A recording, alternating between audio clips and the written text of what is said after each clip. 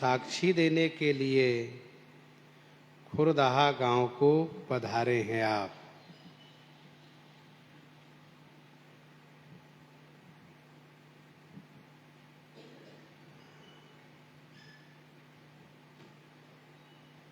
ब्राह्मण जो वृद्ध थे, उन्होंने वृंदावन में श्री गोपाल जी के सामने यह कहा था कि गोपाल, भगवान साक्षी हैं, मैं अपनी पुत्री का विवाह तुम्हारे साथ करूंगा।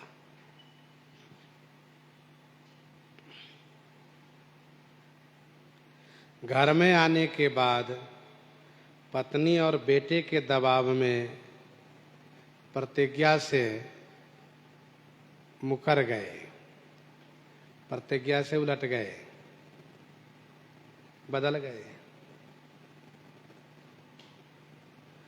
बोलो छोटो विप्र क्षिप्र, दीजिए कही जो बात,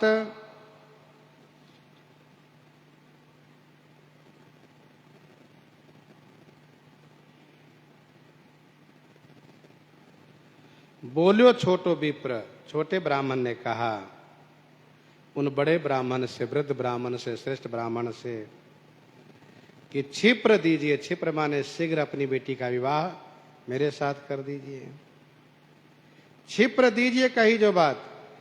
तिया सुत कहियो सुताया के योग है।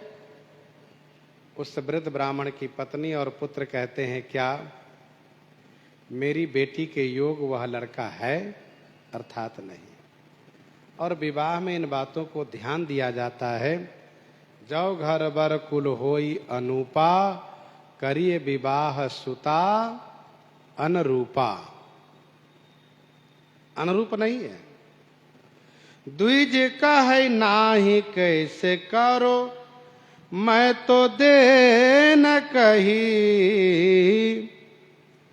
वृद्ध ब्राह्मण कहते हैं कि मैं ना ही कैसे कह सकता हूं, क्योंकि मैंने तीर्थ यात्रा काल में देने के लिए वृंदावन में भगवान के सामने कहा है। झूठ बोलूंगा, बदल जाऊंगा तो मेरी तीर्थ यात्रा का पुण्य मुझे प्राप्त नहीं होगा।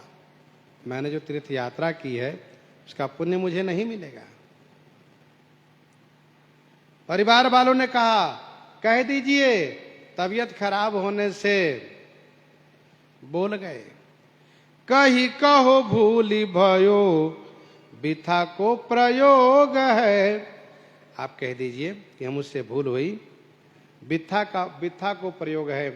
बिथा माने व्यथा के प्रयोग में अधिक दुख के कारण मैंने कह दिया था। परंतु छोटे ब्राह्मण, जो युवक ब्राह्मण है, वे भी इस बात पर अड़ गए कि नहीं, मैं तो विवाह करा कर ही रहूंगा।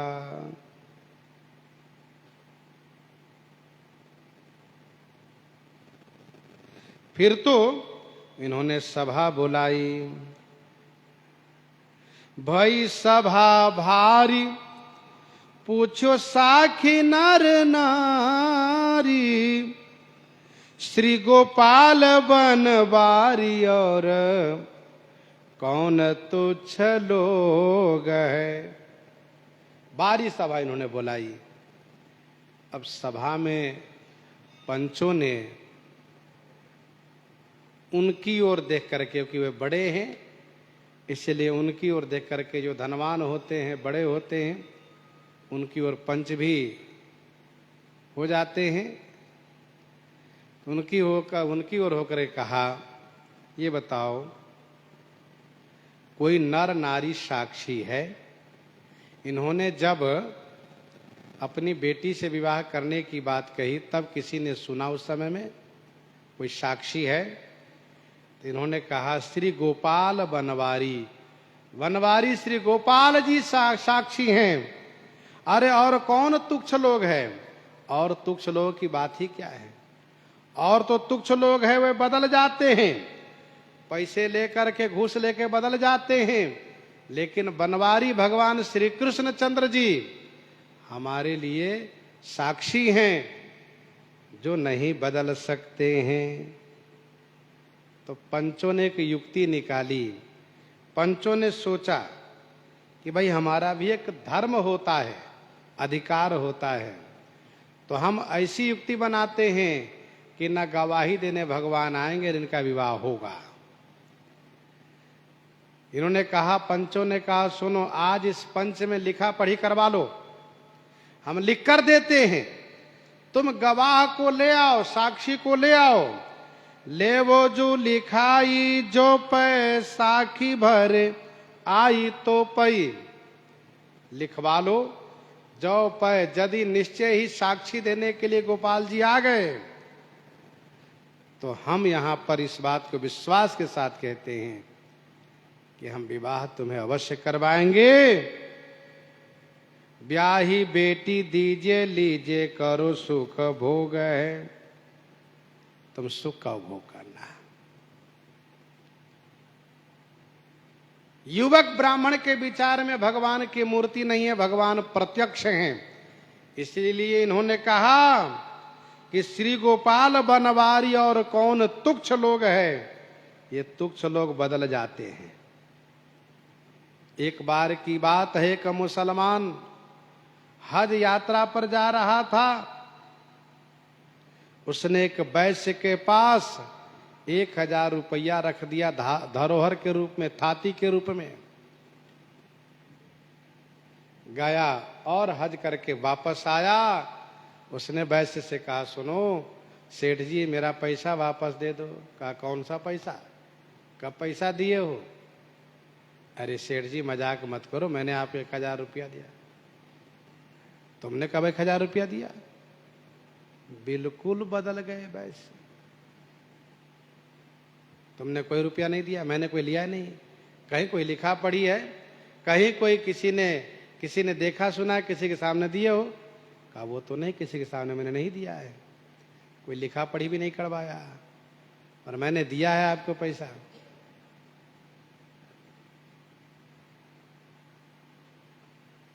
तब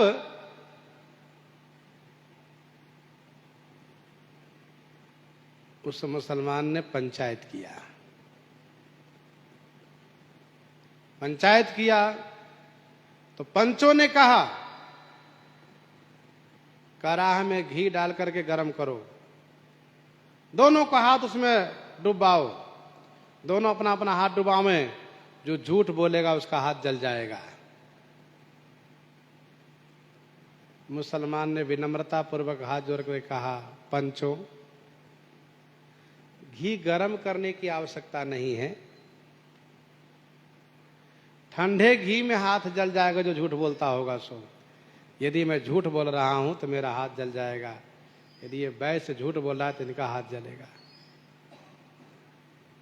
पंचों ने कहा, जब ऐसी बात है तो लाओ, तुरंत इसी क्षण ले आओ, इसी समय में। तुरंत डब्बे में घी लेकर आया। वैश्य सोच रहा है कि अब क्या है, ठंडा घी में थोड़ा ना हाथ जलता है। उसने कहा, पहले मैं हाथ डालूं कि ये हाथ डालेगा? पंचों ने कहा, पहले ये मुसलमान हाथ डालेगा, क्योंकि इनका विश्वास है कि ठंडे घी में हाथ जलेगा। मुसलमान ने हाथ डाला, निकाल लिया, कुछ नहीं हुआ। अब कहा, तुम हाथ डालो, तो उसको तो पता है कि ठंडा घी कुछ होगा ही नहीं। उसने हाथ जैसे डाला वैसे हाथ उसका जल गया। पंचों ने कहा, तुम झूठ बोलते थे कि पैसा नहीं लिया है, इसलिए तुम्हारा हाथ जल गया। तुम पहले पैसा दो, जाकर के दवा कराओ, 1000 के जब बदले में 4000 की दवा खाओ, तब तुम ठीक हो पाओगे। जाओ, पहले इसका रुपया ला कर दो। तो कहने का अभिप्राय यह है कि लोग बदल जाते हैं, झूठ बोल जाते हैं।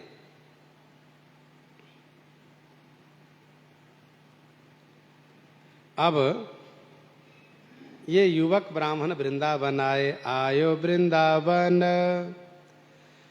बनवासी श्री गोपाल जूसो, बोल्यो चलो साखी देवो, लई है लिखाई कई।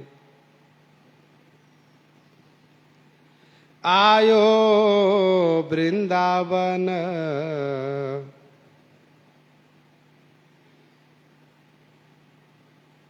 वृंदावन आ गया।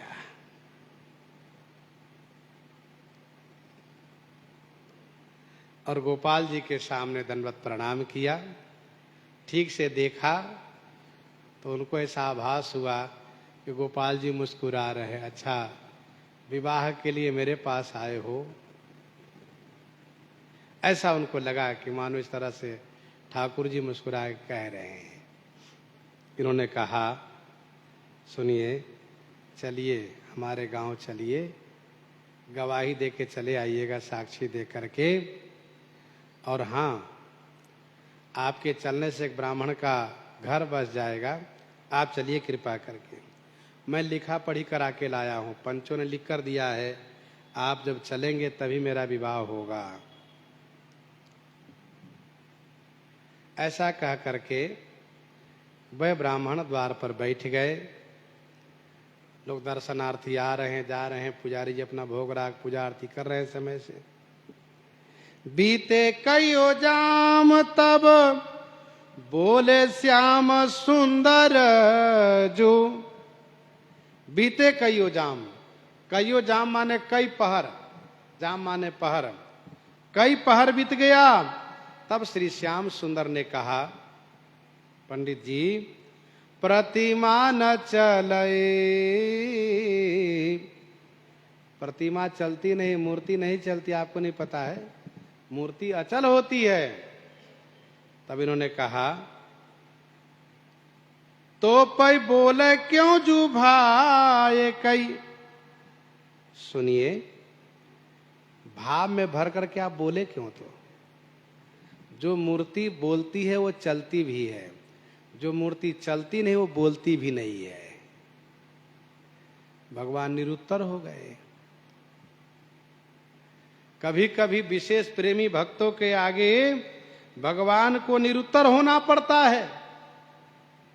इन्होंने कहा कि आप कहते हैं कि मूर्ति चलती नहीं है, मैं आपसे पूछता हूं तो क्या मूर्ति बोलती है? प्रभु चुप रह गए। तब इन्होंने कहा, जिस भाव में भर करके आपने मुझे कहा है कि मूर्ति नहीं चलती है, उसी भाव में भर करके आप मेरे साथ चलिए। मूर्ति बोलती है तो मूर्ति चलती भी है।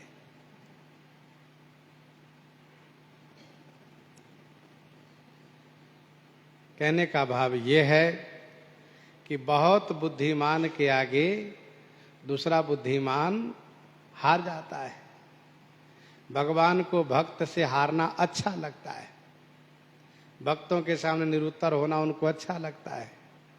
वैसे सारद कोटि अमित चतुराई, वे चाहे जो चाहे उत्तर दे सकते, उनके सामने किसी का नहीं चल सकता, लेकिन भक्तों के प्रेम के आगे हार स्वीकार करते हैं।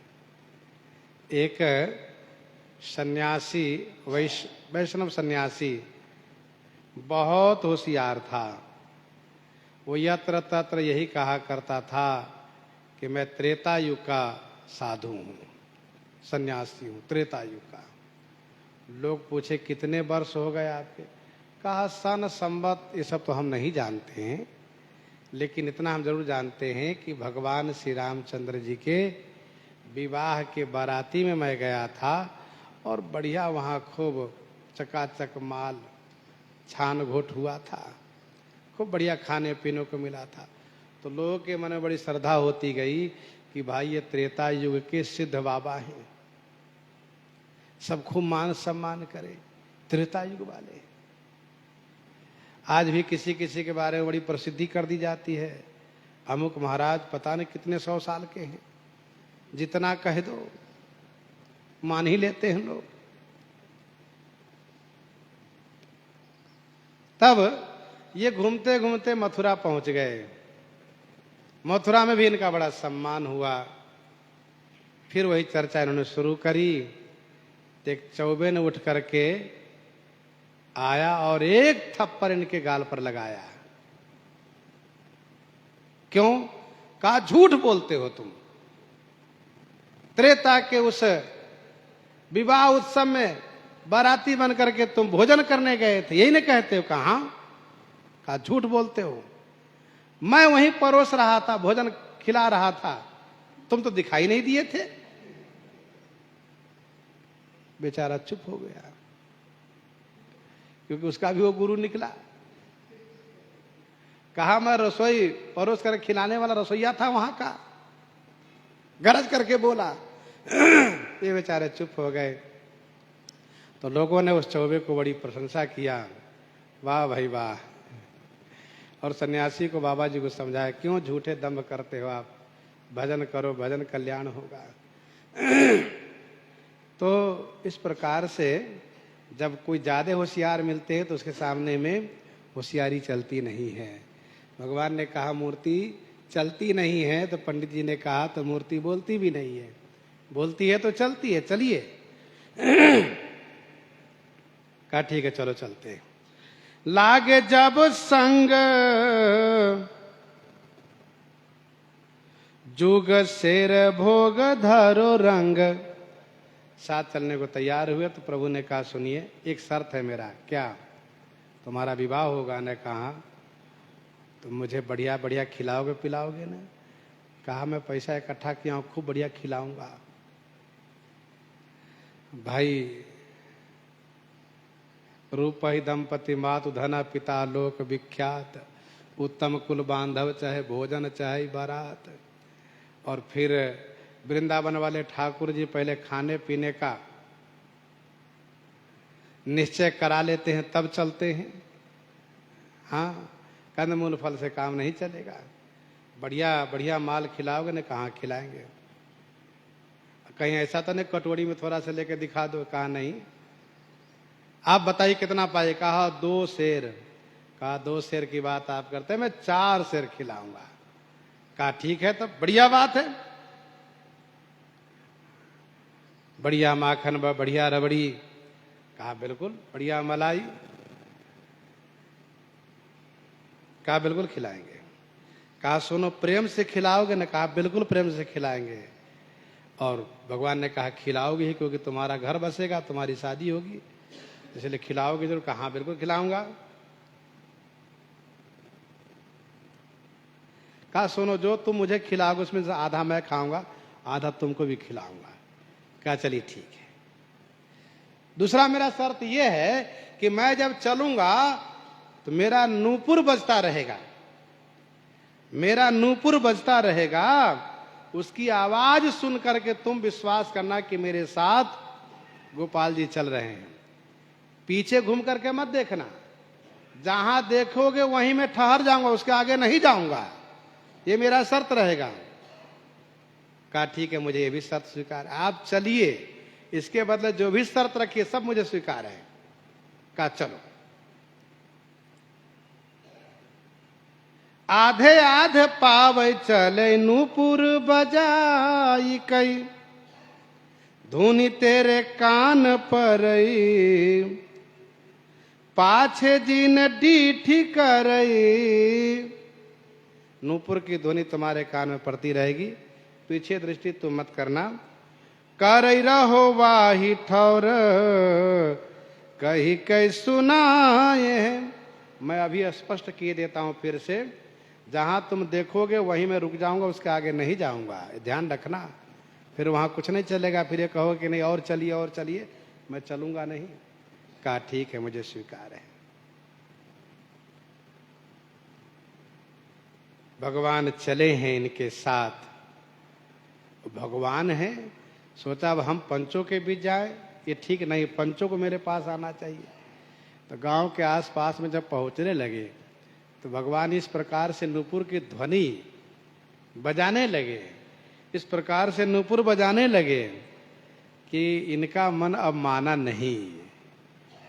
देखें कैसे चलते हैं, इतना बढ़िया ये चल रहे हैं कि नृत्य कर रहे हैं।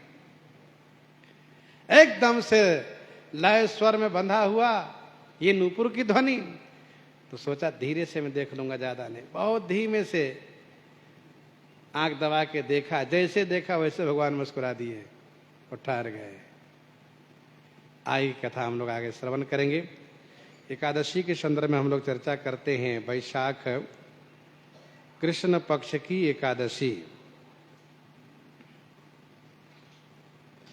भगवान श्री कृष्णचंद्र जी से श्री युधिष्ठिर जी महाराज ने पूछा, भगवान इस एकादशी का क्या नाम है, कौन सी महिमा है, सो कृपा करके सुनाइए। तब ठाकुर जी ने यह कहा, राजन, वैशाख कृष्ण पक्ष की एकादशी के नाम है बरुथनी, और यह सब प्रकार से सुख सौभाग्य को प्रदान करने वाली हैं। खास करके नारी जगत को सौभाग्य संवर्धित करती है यह एकादशी। मनुष्य मात्र को सौभाग्य संवर्धित करती है यह एकादशी। जिसको जो चाहिए वह प्रदान करती है यह एकादशी।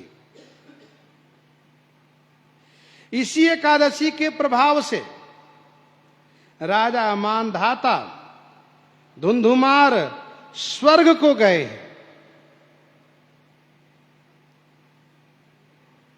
इस लोक में अभीष्ट वस्तु जिसको जो चाहिए उसकी प्राप्ति यह एकादशी कराती है। एकादशी के प्रभाव से सबका मनोरथ पूरा होता है और बाद में भगवान के धाम की प्राप्ति होती है।